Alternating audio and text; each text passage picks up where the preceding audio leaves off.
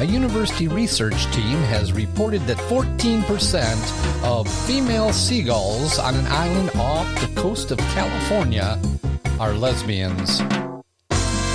They are calling it the first solid evidence of widespread homosexuality amongst wild birds. Researchers were shocked to note that even with the absence of opposable thumbs, there was a lot of scissoring going on. No evidence of homosexuality amongst male birds has been noted. However, with the construction of the new 12-stall rest stop on the island, we believe these numbers are apt to change.